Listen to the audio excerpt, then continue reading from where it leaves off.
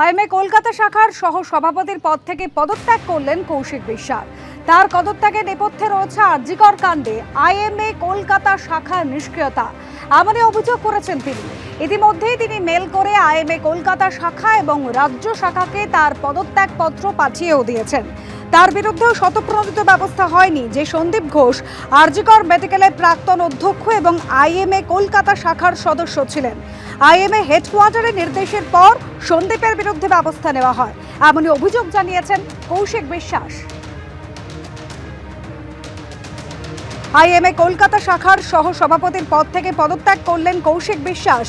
IMA Kolkata শাখার সভাপতি এবং আইএমএ রাজ্য শাখাকে ইমেল করে তিনি তার পদত্যাগ পত্র পাঠিয়েছেন, জানিয়েছেন কৌশিক বিশ্বাস।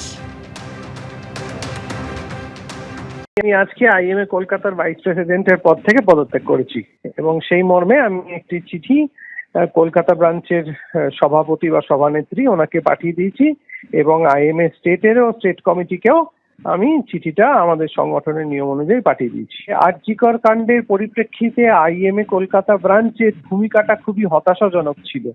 সেইটা একটা নিশ্চিত করেই কারণ যেটা আমারকে মনে হয়েছে যে আমার আর ঠিক মেনে নিতে পারছিলাম না। গত 1.5 মাসে আরজিকর কাণ্ডে আইএমএ কলকাতা ব্রাঞ্চের সেরকম কোনো অ্যাক্টিভিটি কিন্তু হয়নি। এটা আপনি নিশ্চিত করে, আমিও সহসভাপতি হিসেবে তো তার দায়িত্ব এড়াতে পারি না। সেই জন্যেই পদত্যাগের একটা সিদ্ধান্ত। আরেকটি সিদ্ধান্ত হচ্ছে আইএমএ কলকাতা ব্রাঞ্চটা বর্তমানে যারা চালান তারা যে বিশেষ গোষ্ঠীর অন্তর্ভুক্ত বলে পরিচিত, আমি আর তাদের সঙ্গে একসঙ্গে কাজ করতে পারছি না। সেই জন্যও আমার পদত্যাগ। আরজিকর মেডিকেল কলেজের প্রাক্তন অধ্যক্ষও তো আইএমএ ক্যালকাটা ব্রাঞ্চের একজন পদাধিকারী। তাকে কি সেই পদ থেকে সরানো হয়েছে বা সেই বিষয় নিয়ে কোনো মনোমালিন্য হয়েছে?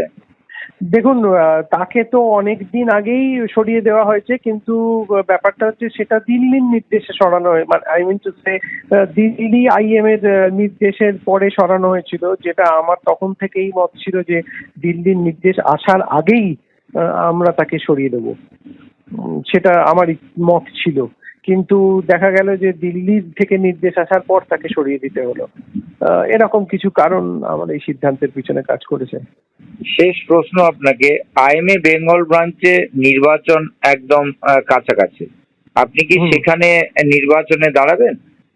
না না না না, আইএমএ রাজনীতি মুক্ত থাক, এটাই আমার ইচ্ছা। আমি এই নির্বাচনে কোনো রকম ভাবেই অংশগ্রহণ করছি না। আইএমএ আজীবন সদস্য আছি, সেরকম ভাবেই থাকবো। সংগঠনের যখন দরকার হবে কাজ করে দেবো, কিন্তু আমি রাজনৈতিক ভাবে যেহেতু একাধিক পদে রয়েছি সেই জন্য আমি আইএমএ নির্বাচনে দাঁড়াচ্ছি না।